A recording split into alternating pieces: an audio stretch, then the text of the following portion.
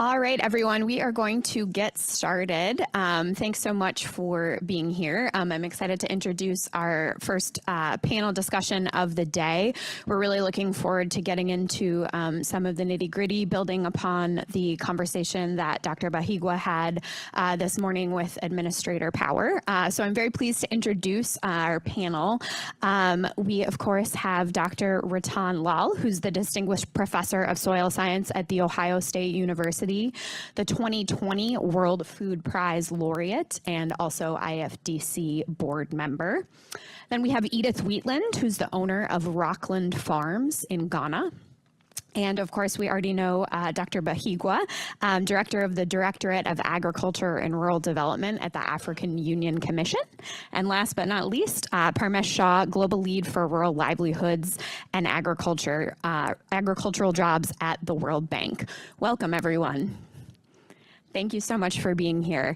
Dr. Lal, we're going to start with you. We, of course, are having this symposium today in the context of the Africa Fertilizer and Soil Health Summit, which just took place a couple of weeks ago. You had the opportunity to attend the event in Nairobi, as did some of our other panelists, and of course, many of you in the room. As a very distinguished member of the soil science community, one of the pioneers, someone who has been working on this issue for such a long time, what is this moment like for you? Has soil science finally arrived, and what are your hopes for soil science going forward after we have this historic agreement? Thank you very much. It's a great honor, privilege to be here. First of all, I want to congratulate IFDC for their 50th anniversary. They have done a tremendous job, and I really wish them next 50 years even better. That's a very important part. The second thing I want to mention is I did hear Dr. Godfrey, you mentioned soils of Africa are very degraded. And I want you to know the soils of the United States were most degraded in the 30s. That was the Dust Bowl era. So don't let that hold you think negative. In my opinion, Africa will be the next breadbasket of the world. It has the soil resources, it has the climate, it has the people, it has everything. What we need is the policymakers to put their word into action. There are 15 presidents from different countries in Africa, the summit in Nairobi, and they are talking about soil health, which you never heard about that before. So the time has come that should happen. So I really think Africans should not ever make excuse that soils are degraded and we are behind. Absolutely not correct. So we have very good soil resources, very good climate. We need to translate science into action. And within the next decade or so, Africa will be the leading food producer of the world. That is the message we want to convey. That's the way it should be done. The second thing I want to mention is about where would IFDC, in my opinion, should be looking at for the next few years. Number one, make Africa breadbasket by increasing its fertilizer use from 20 kilogram now to 50 kilogram in the next decade and to 100 kilogram the following decade. And within the next 25 years or sooner, the global average rate of 130 kilogram per hectare. We have to have that goal. Without fertilizer, the negative nutrient budget that Africa has now, about 40 to 50 kilogram per hectare, that dream will not happen. So that's number one. Number two, while improving soil health, as was mentioned of the African soil, we want to make agriculture in Africa a climate solution, both for mitigation and adaptation. That's number two. Number three, we must end hunger and malnutrition. It's absolutely necessary. And it is definitely possible. You mentioned 200 million plus people. That is a whole continent. India alone has that number. So don't let frighten you. We can certainly overcome that issue. So improve quality and renewability of water. That's both quality and renewability, which means the use efficiency of fertilizer has to go up. And finally, make agriculture a solution by rewarding farmers through payment for ecosystem services. In a minute or two that I had the great honor to talk to Samantha Powell this morning, I mentioned Soil Health Act. And I mentioned specifically payment to farmer $50 per credit, which means if a farmer has 10 acres and they make $2 per credit, that's $100 per acre. For 10 acres, that's $1,000. That is the way to end poverty. Empower farmers through Soil Health Act. And 75% of the farmers of Africa are women. So Africa has a bright future. I have no question about it. And I got one of the brightest farmers sitting next to me. Thank you. Thank you so much. There we go. Thank you so much, Dr. Lal. I also appreciate the reminder that this all ties back to food security, right? That's why we're all here. That's why we care about soil science. That's why it's actually important. So thank you for bringing that to the center of our conversation. Dr. Bahiigwa, is Dr. Lal right? Is Africa the next world breadbasket?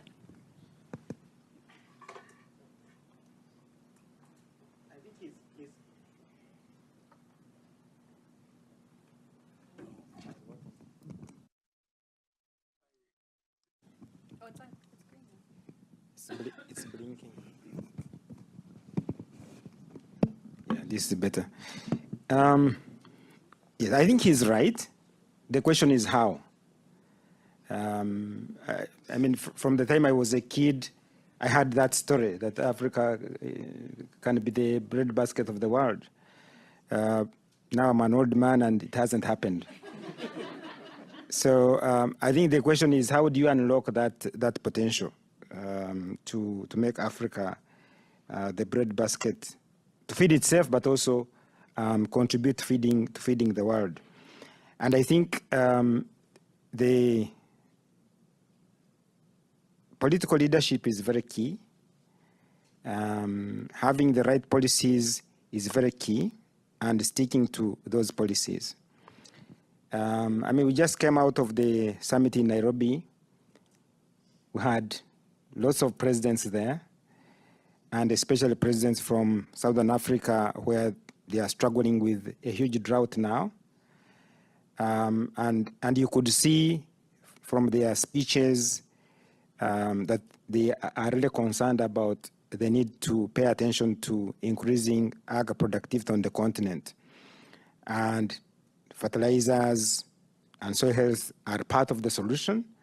And you could see that they were committed. I'm not sure if next season they get good rains and a bumper harvest. I don't know how much attention they'll continue to pay on this subject. So for me, the question is, how do you sustain political interest and commitment over the long haul so that you can then build food systems that are resilient? I think we have to have a serious conversation about that, how to get leaders to remain committed over the long term, and not, so that it's not something that is cyclical, depending on the stresses they get from time to time. The second element is then taking a holistic approach to what happens at the farm level, okay? Now we are discussing soil health and fertilizers, but that's just one component of the issue, okay? We have to talk about quality seeds. Having healthy soils and fertilizers is not enough. You have to have quality seed. You have to have adequate water on the farm. And then you have to have the knowledge by the farmer as well. So taking a holistic approach initially at the farm level is going to be quite important. It sounds like very basic, but unless we address those basic issues at the farm level, we'll come back another 5 years, 10 years, and we'll be talking about the same thing. And why is it so hard for this issue to capture attention all the time. You know, you mentioned people are worried about it right now. We heard this morning, of course, you know, Ukraine really elevated this issue as well. But, you know, when things are not going right for farmers, this is something we're talking about. But if there's, you know, a bumper crop, as you said, it's maybe not an issue that we're talking about so much. How do we ingrain it in policymakers, you know, that the African Union is looking to support this whole ecosystem of government policies and ensure that they see this as an always issue, not an only when we think we need it issue? Well, if I had, the answer would not be here. Maybe we need political economists to address this. But so for us at the African Union, we continue to advocate. In the current CAADP Malabo Declaration, one of the commitments that the heads of state and government made in 2014 was to track and report on the progress in the implementation of the 7 declarations under that commitment. And we as the African Union, we have religiously tracked and reported the progress every 2 years, starting 2017.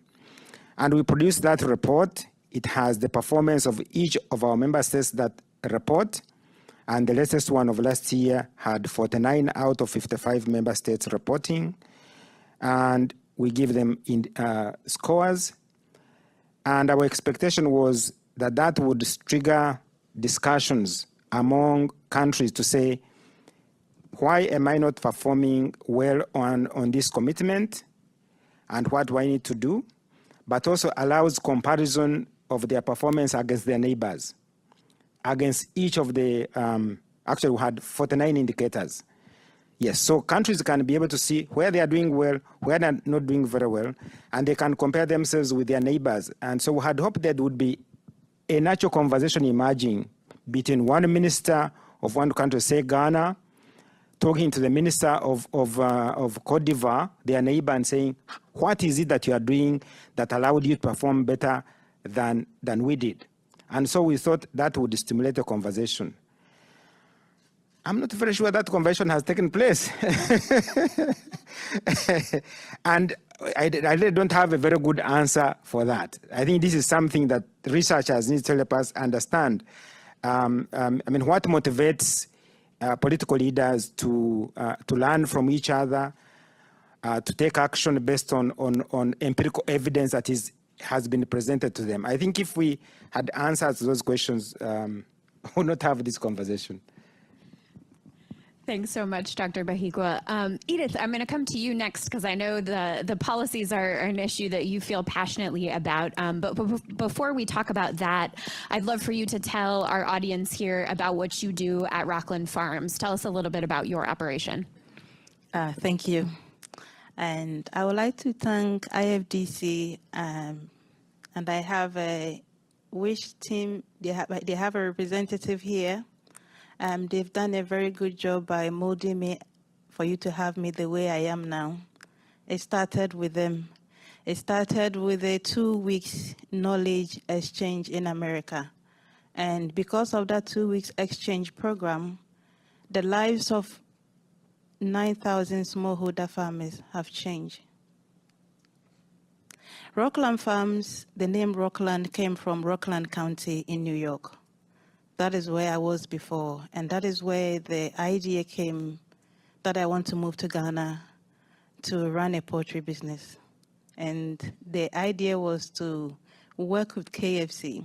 We haven't reached there yet, but we are still on track. So currently we produce commercial table eggs. I have birds population about 100,000.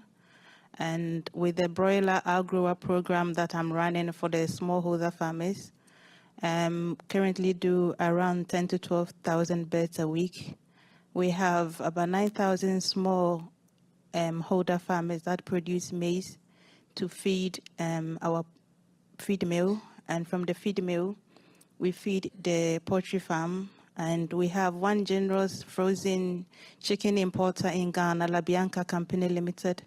He is offering market for the chicken that we are producing currently. So for my outgrowers, from farm to the poultry side, when it comes to market, she's been able to solve that market issue for us. So that is what Rocklands do. And with the support of IFDC, the program you did with SMV 2-Scale project, all these smallholder farmers, most of them are in our VSLA groups, because if you look at the number, it's a huge number, and I don't have the financial muscles to give input credits to everyone. And with our projects, we've been able to form VSLA groups where the farmers are given financial literacy, and they contribute among themselves and borrow from the funding, grow the maize, and I provide market access for them. And through the VSLA, we have some of the women that have been able to send their children to the universities, which without the support of IFDC, SMV 2-Scale project, it wouldn't have been possible. Looking at the poor farmer in the village, you go to the bank that you are looking for money to take your child to school. It's not possible. But with your intervention, it has been possible for children to go to universities.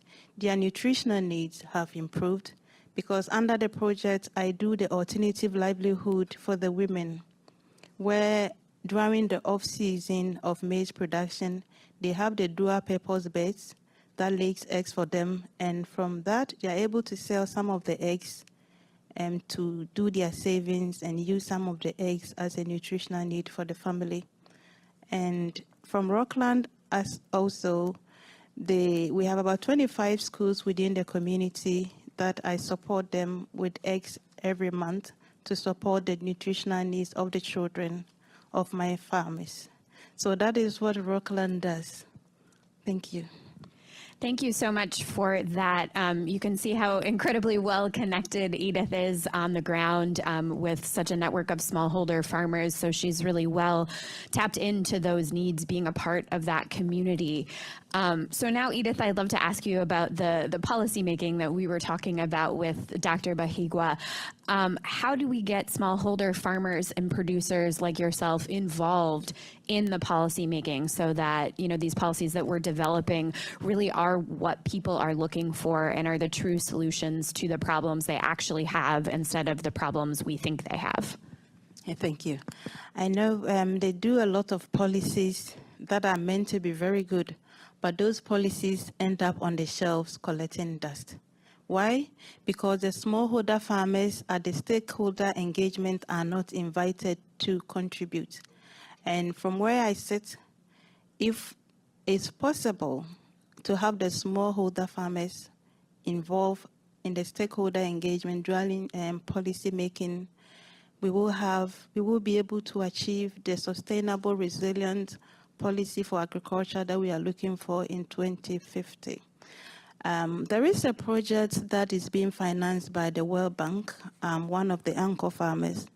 It's a very good project that I think if we can tweak it a little bit, the results will be massive, more than what they are expecting. It's an anchor farmer approach project that they are running. So you have the smallholder farmers with you, but the anchor farmer need to be well empowered to be able to draw more smallholder farmers. So I think that one needs to be looked at. And with the support of these donor things that we've been doing, we have formed groups. So you don't need to invite all the smallholder farmers. A representative from the groups can be invited at the stakeholder engagement level to provide an insight as to what is happening on the ground and also contribute what we think might be the solution. I had an interview done just this morning, and we were talking about poultry, and the lady was saying, oh, I don't know this, I don't know this. And I said, okay, imagine you being a policymaker. You don't know all these things that are happening. So the capacity buildings that we provide for our smallholder farmers, we think that the policymakers also need the capacity building as well, because once they get to know what we are doing, the impact that it will bring, the results, it will give them a better idea to design the policy that will not end up on the shelves collecting dust. Thank you. Thanks so much, Edith. I think that's a call to action for our policymakers here in the room. And speaking of the World Bank, we're going to move to you next, Parmesh, to hear about the perspective from the bank. You as well were at the summit in Nairobi a few weeks ago. I'd be interested in you sharing your impressions from the bank side of the event and what the bank's role is moving forward here. Thanks a lot. Thanks IFDC, because we have collaborated with you on many occasions at the country level, and a good collaboration is developing in many locations. I also want to thank Edith for giving feedback, and that's what we need from you on how should we do these things better, and I think we will strive to tweak things based on your feedback as well. You guys should eat lunch together, so Yeah, we need talk that. about that a little more. We need that. So I think coming back to soil health, I was in Nairobi for the summit, and I feel that the dialogue shifted from fertilizer to soil fertility in a substantive way. I was on a number of the panels, and we saw that. So personally, I think I personally have for last 10 years now engaged with this agenda more substantively, and we are coming at it from many angles. I think soil health is a public good, because if we don't make soil health as a public good, it remains a private good. So soil health has crossed that stage where it can remain a private good and only the farmers are responsible for it. So we need to make some investments on landscape, as you also said clearly, that it's an integrated solution. We have to work on water, we have to work on landscapes, and we have to work on upgrading the soils to a significant extent, which will come through more physical and other biological kinds of processes, which are not going to be only fertilizer. The second principle is the conjunctive use of soil fertility. Like water, we always talk about surface water, rainwater, groundwater. In fertilizer, we don't talk about biological, microbial action, physical action, all the three things coming together. And I think we know from science that unless microbial action happens, the chemical fertilizer also doesn't get used quite significantly. There's a lot of research on that. Biological action also has to happen. So we need to come with a conjunctive soil fertility plans, which will encompass all these things, which fertilizer will be one of the solutions, but will not be the only solution. The third agenda, we are working now with 16 governments in Africa on how to repurpose the existing fertilizer subsidies to be converted into soil fertility incentives or soil health incentives. So I think because it's subsidy, it gets linked with a particular way of subsidizing and patronage and all the things we talk about, and the political support doesn't come in. But if we are able to build soil fertility incentives and replace subsidies with incentives, you get a very different response. We are trying that in Kenya now with the government and helping the government to rewrite first soil fertility incentive policy. And we have many other countries like Ghana, Nigeria, Ethiopia in line to look at that. Now, what it requires is also taking advantage of the digital and data revolution, as Samantha also talked about in the morning. So we have 7.4 million farmers digitally registered. So all farmers have an ID. If farmers don't have an ID, you will not have data to recommend what kind of precision fertilization you will have for that. Then farms need to have ID. Now there are technologies by which geotagging can be done, and every farm can be geotagged. So farmer ID and farm ID is a foundational investment which I think is required to be done. And we are now looking at doing digital registries of farms and farmers in about 29 countries in Africa. It's a big program we're going to launch with our digital and agriculture team doing that. So personally, I think we can do a lot of things which we couldn't do 5 to 10 years back. So I think some foundational investment in data.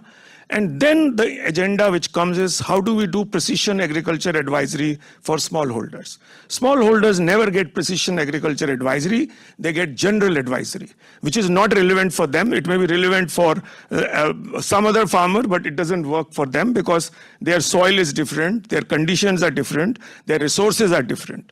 So what we are investing now is a data platform. In Kenya, we have bought in, IFDC really shared all their data. The CGIR bought all its data, and a lot of government research agencies bought their data, and this data has now got integrated into a kind of a machine learning and AI kind of an engine, which is now converted into advisory. And it is a chatbot. First time an AI chatbot is being launched in Kenya and also in Ethiopia. So I personally feel that the current way the extension is provided is very kind of archaic for the new data and digital age. And we are now trying to build an accelerator with Yara initially, but we will like to work with all the industry. It will be called a Soil Fertility Data and Innovation Accelerator. The second phenomena which you should know about Africa is there are 790 tech startups in Africa. Young guys, really full of ideas, who have brought the digital agenda and the agriculture and data agenda together. Unfortunately, the governments and the private sector does not work adequately with them. They are building solutions sometimes with 5,000 farmers, 10,000 farmers. In Kenya, we have invested in a 2 million farmer platform in which 38 startups are working with counties and all the agencies to really provide digitally enabled services. And we work with a lot of agripreneurs, young guys who are providing these services there. So I think the future of extension, the future of how we will develop precision advisories and soil fertility, because there is tons and tons of data. Research trials done by Calro, all the research agencies in Kenya, CGIAR has done a lot of data. All data is lying scattered and isolated. So I think the artificial intelligence now allows us to process this data at the back end and provide a customized on-point advisory in a different way. So I would make a very strong case to jig the fertilizer subsidies into soil fertility incentives and also build data and innovation platforms on soil fertility. I think we need at least accelerators on innovation in which the science will also come in. So CEAT is working with us from CGIAR, a lot of local institutions are working with us, data science institutions are working with us. And so I think the agriculture field and the data field have to come together to solve these problems. If we solve this conventionally, we might not get the solution. Finally, what Edith is saying, I think we have digitized all the farmer organizations in Kenya, 690, which is exactly the groups which you are talking about. Each of them has data about their market potential available. And we are now trying to see if we can invest in a market support platform, which can also link the markets, particularly with the unified agreement coming in Africa, in which countries are going to trade with each other. If we don't create information about where produce is available, how it's aggregated, and how it's linked with the buyers of this, we will only produce, but we will not find market. So it needs a composite solutions in which we need the soil health, investment, data investment, and the platform for innovation acceleration to come together. I'll stop. Thanks so much, Paramesh. A couple of points there I want to follow up on, especially the AI thing. But first of all, Dr. Lal, I want to ask your thoughts on that. You know, Paramesh just outlined a really comprehensive way that we need to be approaching this. What role does science play in that, and how do you see the role of data in really helping us make sure that everyone has access to the information they need? Thank you very much. Well, coming to the role of science, first of all, I'd like to mention that soil organic matter content is the heart of soil health. And soil organic matter content in all developing countries, not only just Africa, South Asia, Central Asia, the Caribbean, the Andean region, Central America, everywhere, soil organic matter content is depleted. Why it is depleted? Because the farmers are desperate. They do not return what they take from land. They cannot. They take away the crop residue to feed to the cattle. They use dung for something else. Land is left to fend for itself. So somewhere the soil organic matter content, which should be about 1.5 to 3.5% in the root zone, which is now about 0.2%, 0.1%, it has to happen. So science is there. Translating into science into action, we require private sector, World Bank, and other donors. Here, I would like to give a kind request to World Bank to please think big. To restore soil health of the world, I'm not talking about millions of dollars. I'm talking about billions of dollars. To be exact, I'm talking about $100 billion per year for next several years. That's what I meant by think big. We have about 700 million farmers in the world. Small, about 550, medium and large, about 150 million. They all should be rewarded. $50 per credit per year. That is where the $100 billion has to come. And World Bank should help us do that. If you want me to tell you where that $100 billion will come from, let's take the case of cancer by tobacco.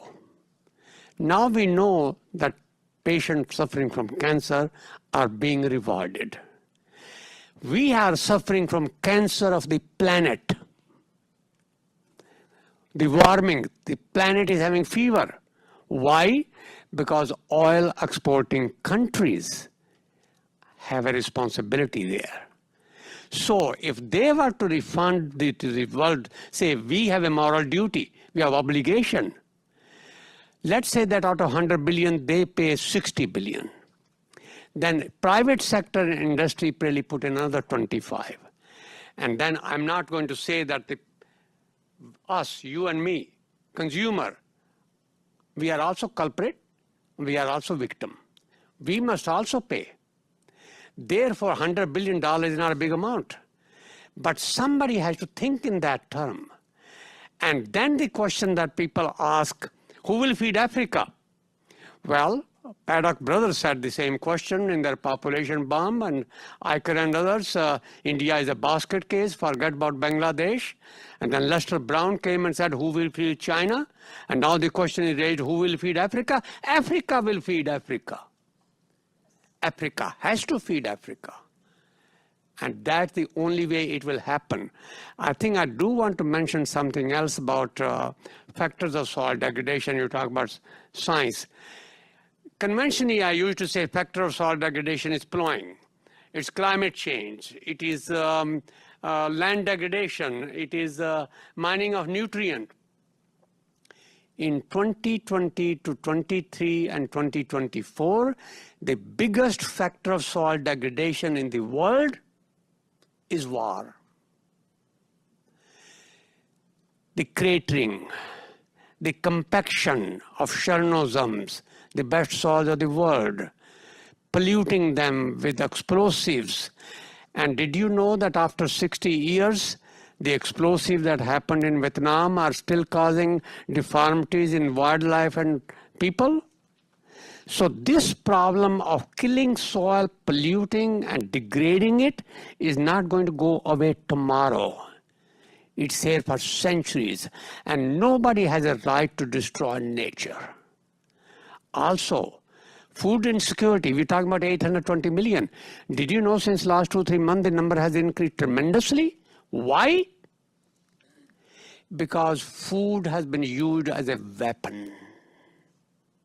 And that is not acceptable. So the problem is created by humans. There's plenty of food. It is the human-made tragedies, and we must address that. And I think finally I would really like to mention that the question of what can be done by science, and my message is peace is a scientific issue. Peace is not the birthright of politicians. Soil degradation is the cause of political disturbance and problems. And restoring soil degradation is a scientific issue. Therefore, peace is a scientific issue. And we have to start thinking about that. Restoring degraded soil, putting nutrient back, following the law of return, that everything you take out from soil must be put back, is a scientific issue that underlines the peace, stability, and tranquility in the world. And that is a message we want to convey. That let us try to restore soil health. Let's try to use soil health as a medium to mitigate climate change, to improve water quality, because soil is the largest reservoir of fresh water. And all of those things depend on soil health. So I'm very much pleased that IFDC is going in the right direction of restoring soil health. Thanks so much for that, Dr. Lal. I think a pretty stark call to action for all of us. Dr. Bahiigwa, interested in your comments, response to Dr. Lal's call to action there. You interact, of course, with African policymakers regularly. Yes, I mean, the messages from Dr. Lal are very clear, but I would like to perhaps get a little more from him. You have millions of smallholder farmers, and you rightly said they season after season cultivate the same piece of land, taking out nutrients that are not returned, and they don't have a choice. They own 1 or 2 acres of land, and you are saying we should have interventions that can encourage increase of humus in the soil, organic matter in the soil. How would you do that? I mean, maybe I would want to know if there are technologies that exist now that will allow this farmer to put aside maybe 1 acre or half an acre every season so that they let the soil rest, regenerate.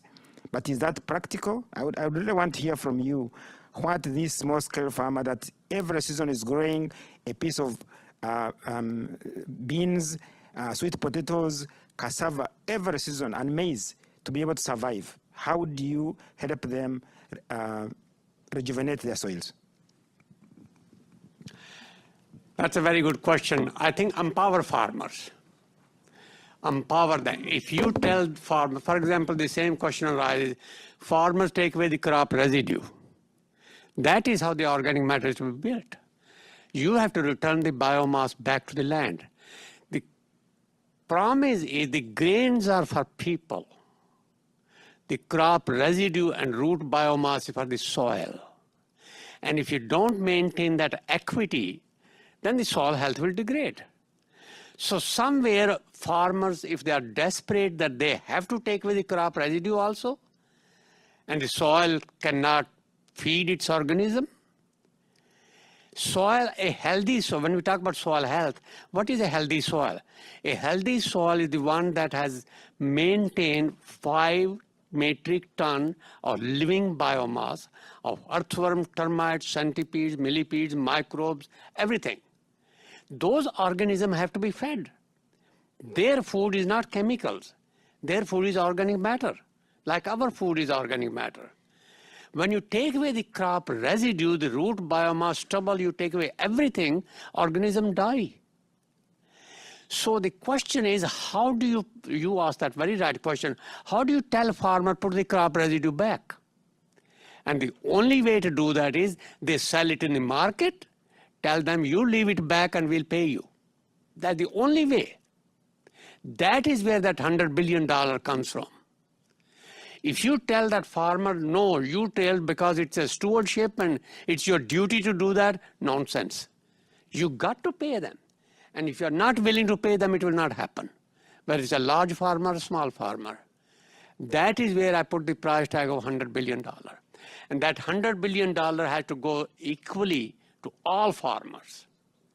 Begin with the small farmer. I said 500 million. 550 million to be exact. Other 150 million is the small, medium, and large farmer. Pay them. No payment, no solution to the problem. So, back to Pamesh. I knew it was coming to Does this make sense for the World Bank? Does this make sense for the African Development Bank to think along the lines and take his proposal to be something practical to implement on the ground? I think we have started a pilot on payments for soil health services in Tanzania, 40 million. We're trying to see what the results are for that. And if it works, then this could be integrated into everything we do. But I think the challenge is that we have done sums which show that if 10% of the fertilizer subsidies for some time are put back into it, the organic content will come back. So it's not about always looking for additional resources, looking for what are we spending on. And I tell you, we did the analysis for Kenya, and we found 30% soils are already acidic. And you're still putting the things there. And I think that soil doesn't need more fertilizer. It needs something else in order for it to be restored. So it is rearranging the existing subsidies, but we need to be sure that adding this organic content, but payments will have to be done. So as he's saying rightly, that we are testing now to put 40 million as incentives to farmers who do 1, 2, 3. The second thing, which is related to it, we are trying to develop now a project of voluntary carbon market for soil health for 1 million hectares globally, in which the smallholders get $18 to $24. If soil carbon is measured and it's found to be true, then they get payments from the voluntary carbon market. A smallholder with 2 acres is not going to make money out of agriculture unless we create environmental services, unless we create other services for that farmer. And if you create 3 flows for that farmer, one, as she says, coming from what that person sells, the crops, the grains, and then second one comes from plowing back the biomass until the productivity is restored, and the third comes from the carbon, which is a global responsibility to really give them some money for doing carbon. So there's a 1 million hectare carbon market project in Africa, which we are launching now, and we will come to you because we are working on Africa's food system resilience project with Africa Union. That's a 16-country initiative in Eastern Southern Africa and all. So I think farming system resilience is what is about. Unless you make the system resilient, you keep on investing in putting more resources into a resource which is already degraded. So I think we need to restore soil health by, as Dr. Lal also said, bringing incentives for soil health, but also making some credible infrastructure investments into landscapes, water, and all these things in a very creative kind of way. So I don't think it requires, the money he's talking about is right. And I think if we can make a case for it, there's a new strategic compact required for soil fertility. It's not going to be done by only World Bank, but I think all the institutions together will have to come and find resources. But initially, the resources can come from the existing public investments. We are doing a public expenditure review on fertilizers in all the countries of the world, and we find that if 20% resources are shifted towards restoring soil health, the productivity will go up. Because it's a chicken and egg situation. Because we don't do that, we keep on putting a lot of fertilizer all the time, then we are never able to get a solution. So I would suggest that there are solutions, and I would say if the Tanzania and the other pilots do well, every World Bank project will have at least 20% on soil health, payment of soil health services. We want to go there, but there's resistance in the bank also in terms of that becoming a product. It's not an easy one because people think that we should not, give payments to the smallholders for everything under the sun. So I think if African Union develops a policy and you have a program, we would definitely like to work with you on this. Because we have to break this nexus, which is not being broken about continuously putting chemical fertilizers but not restoring soil health. All right, I like this. We've got some business deal making happening up here on the panel. Dr. Lal, you'd like to respond? Well, I'm very glad that World Bank colleagues are giving a positive response, and I really would like to. $100 billion is not a large amount. Let me tell you why I don't think. We are 8.2 billion people in the world. And if each one of us paid $10 extra, that's $82 billion right there. So it's come to think of it, it's not really bad. But my concern, Dr. Godfrey, is I would make a strong plea to all African leaders and all colleagues, please have a positive attitude. Very important. The attitude, yes, we are going to do it. Yes, we can do it. That attitude is very important. Here is an example. She told me yesterday she's a small farmer. I said, have you got 1,000 birds? She said, I have 100,000. My God, you're a big farmer. Yeah. So this idea that we can do it, we will do it, we have to do it. And this idea our soils are degraded, our climate is bad, nonsense. We can restore them. There is nothing wrong with the soil. There's nothing wrong with the climate. There's nothing wrong with the people. The attitude, the policy. We got to have a policy which are pro-agriculture, pro-farmer, pro-nature, pro-human. With a positive attitude. I shall do it. And that is what will happen. We need some political leaders who have that attitude. So if I were to say that we are missing something in Africa, it's a political willpower to solve the problem. That's missing. And that nobody can give you. You have to have that faith in yourself. I can do it. And when you do it, you will show that, the world will be giving you support. Another very powerful call to action there from Dr. Lal to our African policymakers. Edith, I'd love to come to you next for your reaction to that. I mean, is that the sentiment you hear from, your farmer network? Do people feel empowered that they can do this, or do people say, I don't know where to begin? I couldn't agree more with Dr. La. It is possible for Africa to feed itself. It is possible for Africa to be inspired by others. But with the right funding, with the right knowledge exchange, it is possible for Africa to be inspired by others. We have the land, we have the soil, we have the people. So I agree with you. It is possible. With the right funding, we have people there that are ready to work. But when it comes to investment in agriculture is not enough in Africa. They see agric as a risk.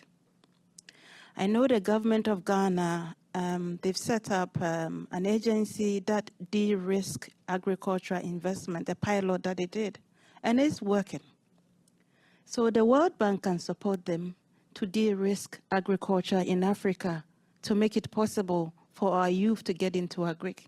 You have some youth that wants to go into agric, but we need to have incentives available for the youth to go into agric.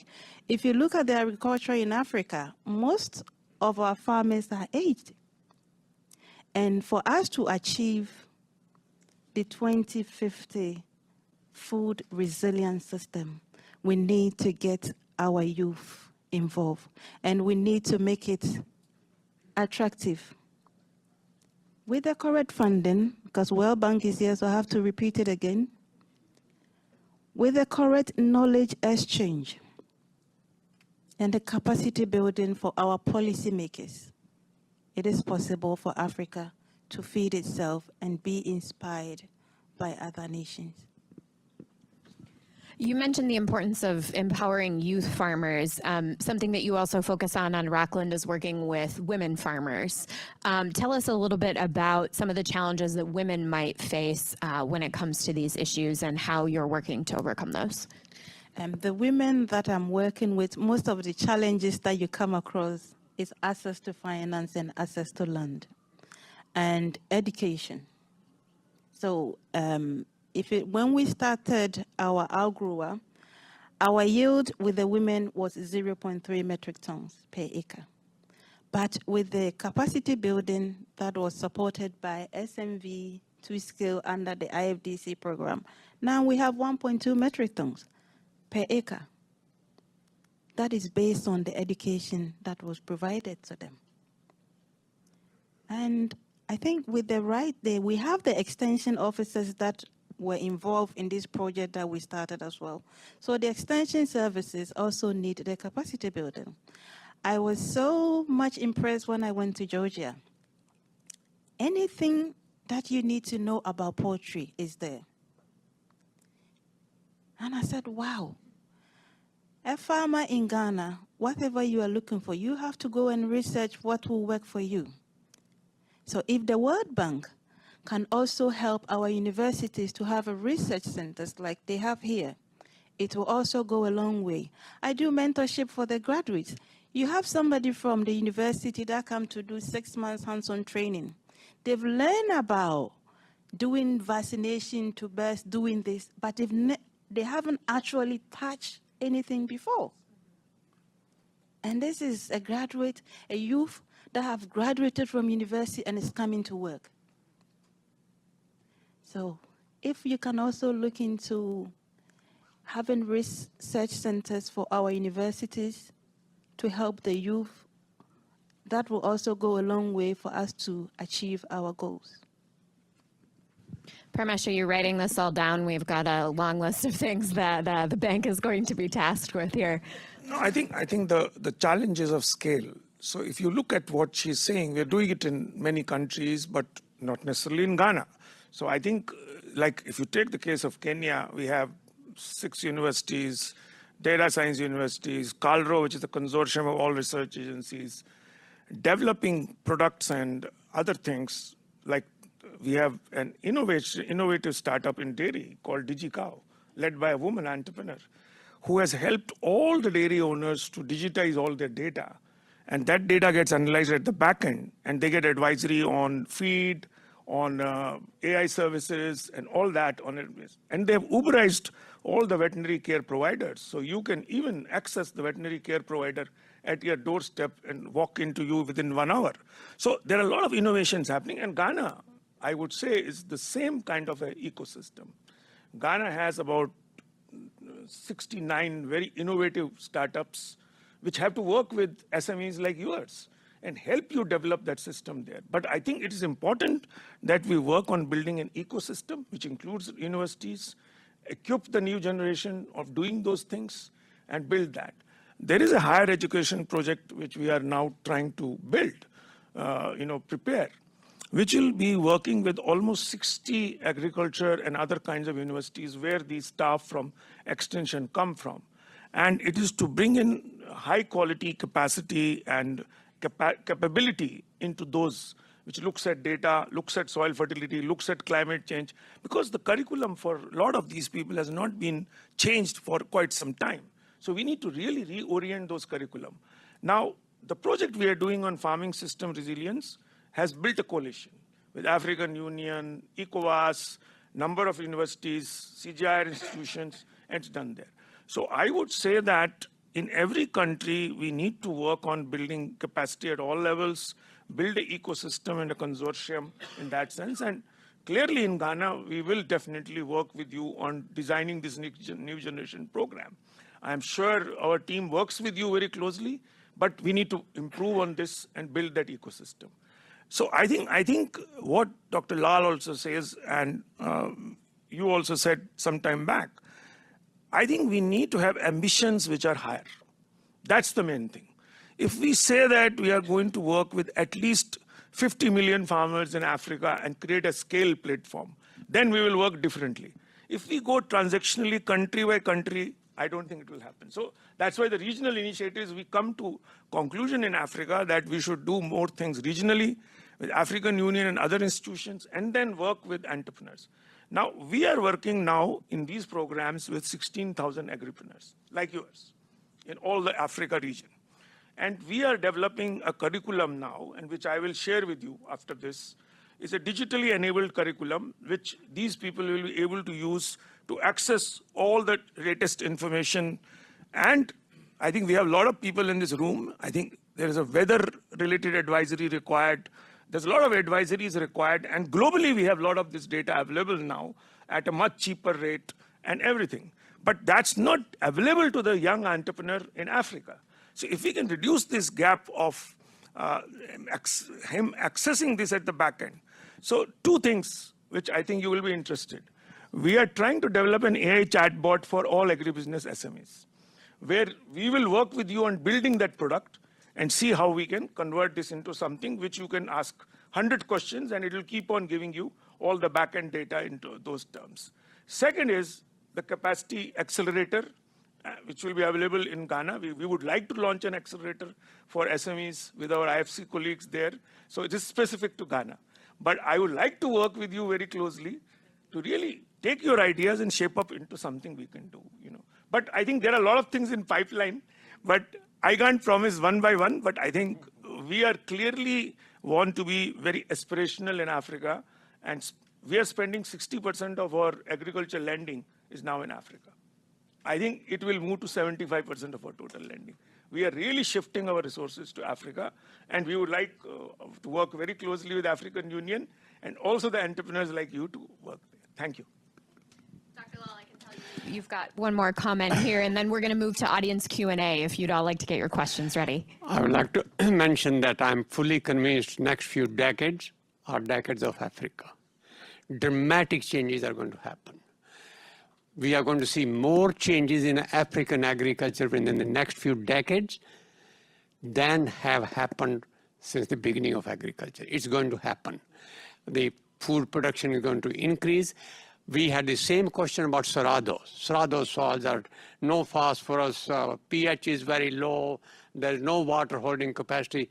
Cerrado has become powerhouse of the world agriculture. The next powerhouse of the agriculture of the world is going to be Africa, I'm sure. Thank you so much. Thank you, Dr. Lal. Mic drop on the way out there. We are going to take questions from the audience now. We've got a couple of mic runners, so feel free to raise a hand and I'll call on you. I'll ask you to please identify yourself, your name and affiliation, and to please ask a question. Thank you very much.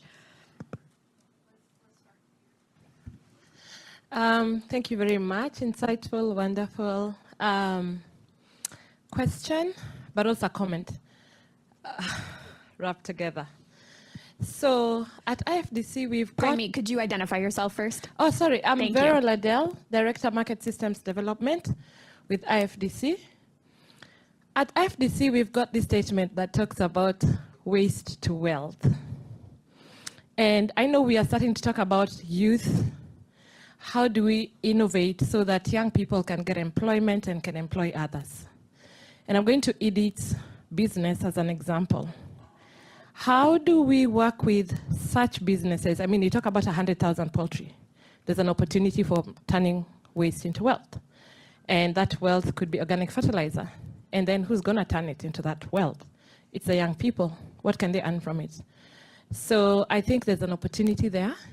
And looking at enterprises like Edith, there are a lot of others that are in the agri-processing production sector that can then be facilitated to innovate around waste to wealth and employ young people. Thank you. Edith, I'll have you respond to that. Thank you, Femi. Currently, the chicken droppings, the smallholder farmers use it as their organic fertilizer on their field. We don't do extra processing to it. They picked it from the farm and they spread it on their lands, leave it there for like 4 weeks before they started the planting. So they use the inorganic fertilizer to support it as well.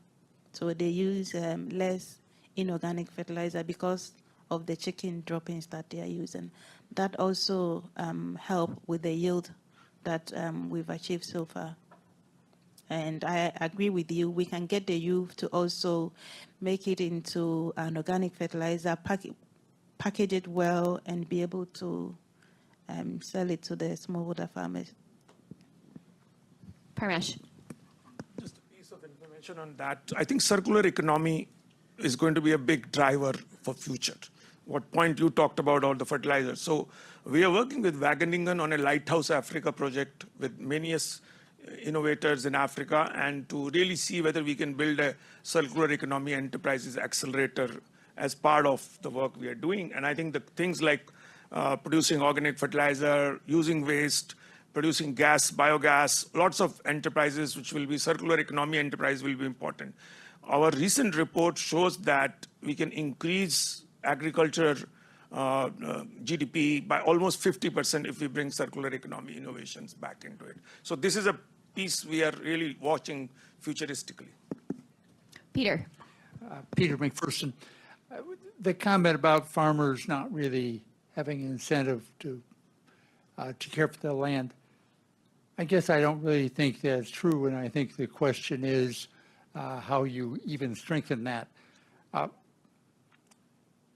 Fernando de Soto, in decades over, has produced all this literature and studies about land titling. And I don't know the situation in detail in Africa, but title of land is the best way for farmers. I know my father felt that. This was his land, and he was going to take care of it.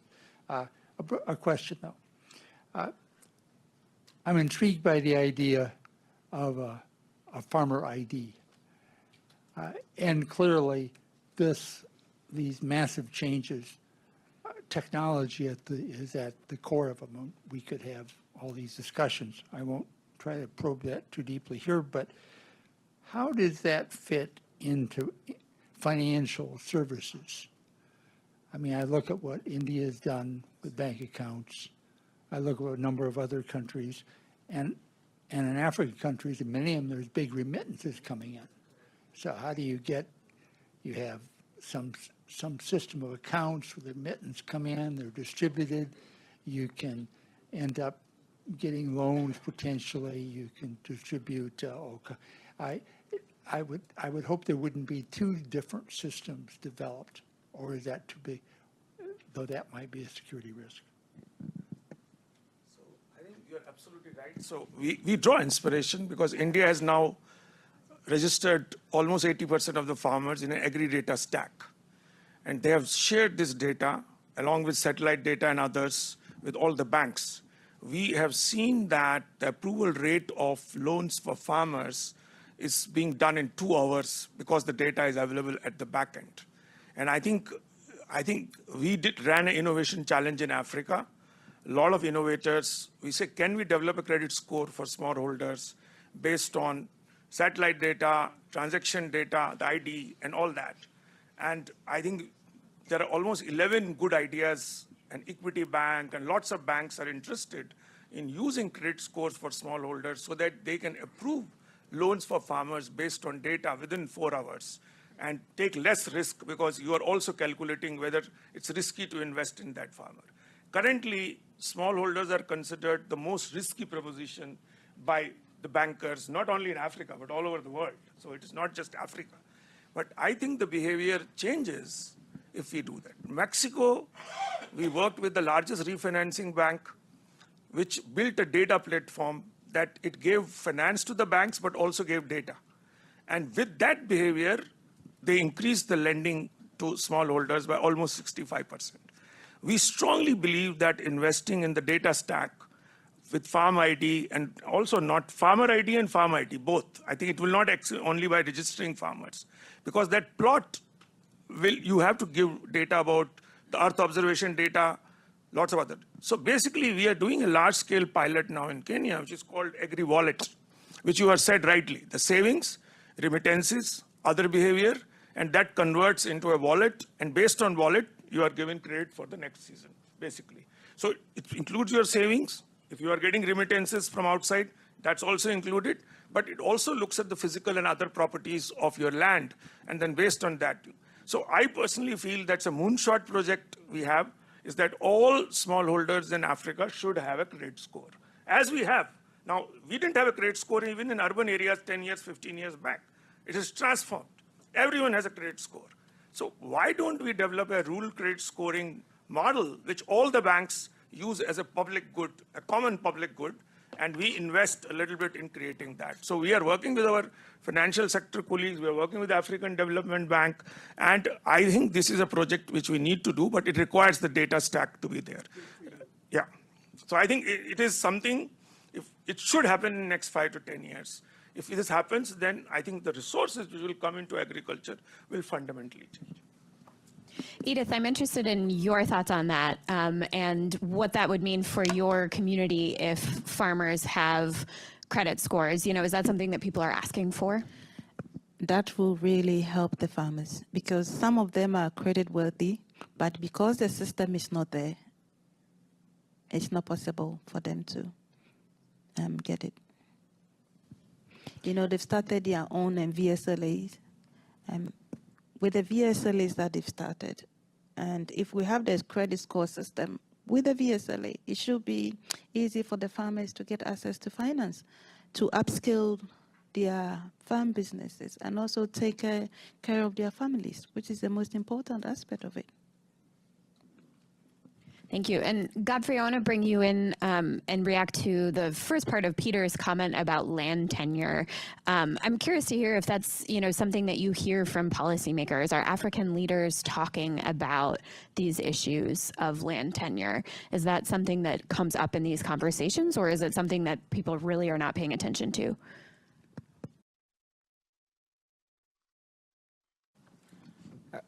That's a tough one. Because the land tenure systems on the continent are as diverse as the countries themselves, and even within countries, you had multiple land tenure systems. So you cannot have a one-fit-all type of solution. But what I want to agree with is fundamentally, if you have land tenure security on the piece of land that you own, then the chances of taking care of it are higher. I'm not sure if that resolved the earlier question we had, that if you're a small-scale farmer with only 2 acres of land, and that is all you have to yourself, whether having a title for it makes a difference in terms of your ability to feed yourself. I'm not sure about that, but having tenure security on land definitely encourages a long-term investments on that land. And I think if there are technologies or solutions that we started discussing earlier to start rewarding farmers, giving them incentives to take care of the land, and definitely if they have longer-term security on that piece of land, that can work a little bit easier. I need to keep in touch with the Panelists to see the experiments that are happening in Tanzania and Ethiopia and Kenya and so on. Because as the African Union, these are the types of solutions that we would want to know about, that they're actually working and they are being applied, so that then we can use our platform, continental platform, to polarize them among the rest of the countries. So having a compendium of success stories or good practices that are happening across the continent, I think would be a good thing that the African Union would want to know. And we are increasingly hearing from our member states about the need to learn about good practices. The constant bombardment on recommendations after recommendations, I think people are getting tired of that. People want to hear about success stories that are happening in different parts of the continent that they can relate to and that can be scaled up across the continent. And Parmesh, is that something the bank is doing? Is that a focus of all the programs that you've been talking about today, is really gathering success stories and spreading that and sharing that knowledge? I think our team is trying to get experiences from all over the world. We are developing an open learning campus program jointly with Agra right now on some of these best practices. And they have this Kala program of African leadership in which we are populating all these practices. And we have made available a lot of our material to all the universities in Africa to use this as a part of the curriculum. Because I think whatever we are producing as a knowledge is a global public good. And we cannot hold on to this and say, we will do it. So I would definitely try to work with the African Union, Godfrey, and others to see if we can develop kind of a core kind of a learning program on soil fertility, which brings all the practices together. But it's also on data, it's on digital, it's not just soil fertility. We feel that we have use cases on soil fertility, use cases on credit. There are a number of compendium, as we are saying, and I think we have that. We are offering right now a series on Open Learning Campus. It's called What's Cooking. Currently, it has 11,000 subscribers globally, and I'm very glad to say that 5,000 of them are from Africa. And I think Africa is a voracious consumer of knowledge and learning. I think this is also another impression people have, is that Africa is not consuming knowledge and learning. I think they consume it all the time. Whenever I go, I have an alumni association of these people. I meet hundreds of people who are continuously accessing this. But I think they need an incubator and an accelerator to work after they have got knowledge. I think that's the thing which is missing. I think personally feel that we need a multitude of accelerators and incubators in Africa to allow a lot of young people and other people who have knowledge to convert that into options. And so this soil fertility accelerator, which we are going to launch in Nairobi in September, is going to be data and innovation accelerator, where we have got all the agencies. IDFC is going to be part of that accelerator. Yara is there, and lots of other agencies, private sector are there. SEAT and CGIAR system is there. The governments are there.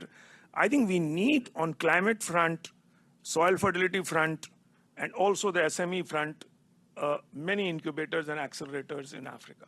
And I think that will unleash the entrepreneurial energy which Africa has. We have to incubate and accelerate that. And I think we are committed to accelerating that. But I think we have a lot of investors who would like to invest in Africa in a very systematic way. With our private sector arm, IFC, we are trying to create a dedicated Africa fund, which, as Dr. Lal says, is not that big as he wants it to be. Obviously, he's really impatient. As he's coming to that part of his life, he's impatient. And I think we need to be impatient for Africa. But I think let's try to create a consortium on soil fertility. And I think anyone who wants to write to me and you want to work on an accelerator on soil fertility, please feel free. All the IDFC members are most welcome to come and work with us on that. Thanks very much, Parmesh. We had a question in the back there. Michael. Oh, sorry. Was there someone else? Okay, Charlotte. Thanks very much. Charlotte Hebebrand from IFPRI. I was going to ask Rattan Lal about the role of fertilizers in soil health. I mean, it was great that he talked about the importance of both. I wanted to ask him about the role fertilizers can play also in helping to build up soil organic matter. But I have a question also maybe for you, Parmesh, but also for you, Godfrey. I think thinking about repurposing fertilizer subsidies is very important, right? And incentivizing soil health. But when push comes to shove, isn't the tendency still to go for fertilizer subsidies, as we saw as a result of the invasion of Ukraine and the incredible price spikes of fertilizers? And the bank, I believe, did in fact also provide funding for large amounts of fertilizer subsidies. So what are the real dynamics here? How can we actually make a change? Is it realistic? And what is the role of the regional development banks, the global, the World Bank, and donor countries in this regard? Thanks. Thanks, Charlotte. Godfrey, you want to start, and then we'll give Parmesh a little break here, and then we'll come to you. I'm no expert in subsidy programs. Is Professor Mukandawira in the room? Because he comes from a country, Malawi, where fertilizer subsidies play an important role, not only in boosting ag productivity, but there is also politics surrounding that. So I would want to defer, if you allow, Professor Mukandawe, for you to give maybe a 1 minute response to that question. What are your thoughts about repurposing fertilizer subsidies to incentives? He's somewhere here. Yeah. Sorry to put you on the spot. Well, I'm not an expert in repurposing fertilizer subsidies, but definitely that's an issue which we are considering in Malawi very, very seriously. But more importantly, it's about ensuring that we engage the leadership in the country to appreciate that, by actually directing the subsidies into other areas that will enhance productivity, particularly around the restoration of soil health, is critical.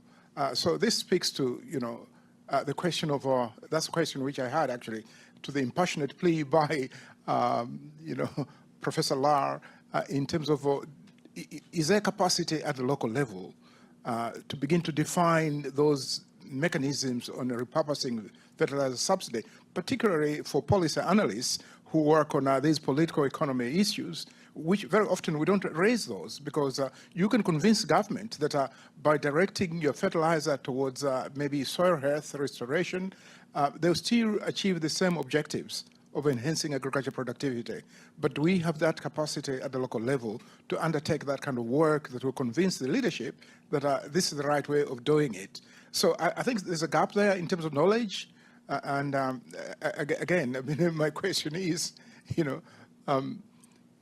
are we making efforts to strengthen that local capacity, particularly in terms of linkages with the global North institutions, to ensure that these issues around repurposing fertilizer subsidies or other interventions that will stimulate action take place? Are we building that capacity to drive, those interventions? Thank you for your assistance. I'm actually going to come to Edith on that point, and then we'll come to you, Parmesh, to hear from the World Bank portion of the question. But Edith, I'd love to hear from you on the local capacity piece. The local capacity to produce it or the local capacity to use it? The local capacity in terms of, what he was just saying about how the fertilizer subsidies can be very harmful locally, and sort of how we work within that policy space, but also with farmers to morph those into something else, which of course can be a really difficult political issue, right? Because I know with Agra last season, the Yara, they did a very good job. So Yara, the fertilizer they were selling was for the women, smallholder farmers.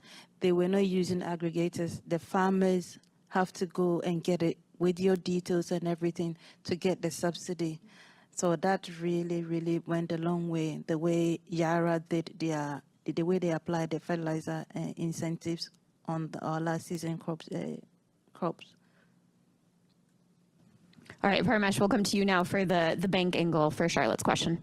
So I think it is the dialogue has started. I wouldn't say that we are there yet. And we are a membership organization. The governments own the World Bank. And if the governments say they want fertilizer, we can't say that we won't think about fertilizer.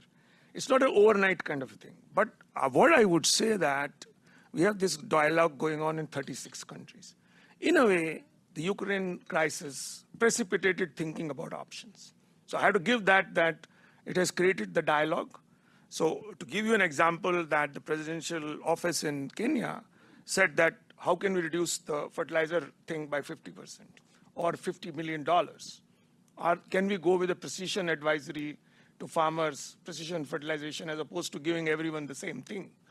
And we were already working on an e-voucher model, which is like targeting it better with them. And I think we were able to work at that stage on a data platform, which the president's office used to really reorient the subsidies in a particular kind of way. So it's a breakthrough there, clearly a breakthrough. And I think we used a lot of IFDC data also there, to influence that. And it's very good that at that stage there was a data sprint. And we told everyone that President's office is saying that we not this in 2 weeks. So people who had never shared data started sharing data. So it's also the problem that the data exists but never gets shared. And I think that has led to creation of a platform there. So I think the countries are discussing. Even Malawi right now is considering the thing. And what we have done is we've given a $5 million grant to many countries to test various options. It's not like, because it is risky politically. So as you rightly said, you are saying, where is this soil health thing working? So we made some inroads into giving some grants and testing solutions, and then slowly incorporating components in our projects which look at other options to the subsidies. So I would say that in next 2-3 years, we might have a critical mass of learning.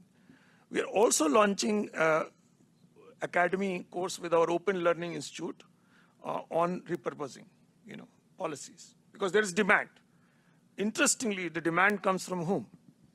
This is a political economy question. It comes more from finance ministers, not the agriculture ministers. Because finance ministers are interested in reducing their budget. So in the moment the Kenya is able to reduce fertilizer subsidies by 30 million, they were consuming this data to be able to save money.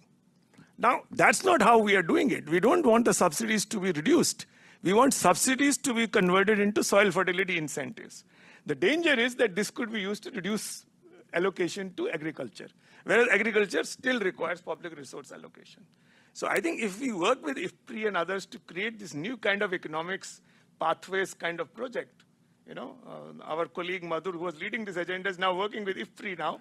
So I think clearly we are sort of looking at this new generation of knowledge and learning, which really will give options to a lot of countries to look at different options. So we are combining the data digital part, the policies part, and that. So Malawi, Tanzania, and Ghana, those are about 11 countries which are working on this repurposing agenda. I can't say where we are going to land up with this, because it is a complex issue. As he says, it's a political economy issues. There are short-term gains to be made. People have built very clear models on how to extract rent from the system. But I think the more it becomes transparent and more the farmers know about what is their entitlement of incentives, I think more it will become easier to us. So I think creating a transparent data platform on incentives for soil fertility fertilizers, which is directly accessible to farmers, is important. Now, I think you can see India has now a direct benefit transfer system where the amount goes directly to the farmer's account. And farmer clearly knows what came in. And we are now testing 1 million hectares voluntary carbon market to use the same platform to send flows to the same account. They will know that they got $28 for carbon credits if they do XYZ. So now building measurement systems to measure that behavior of using soil carbon and soil fertility, other options, and incentivizing farmers to do that will change the behavior. But I don't think we are there yet. So I think this is a long-drawn agenda, and I think it's not going anywhere soon. It's going to be worked on all the time.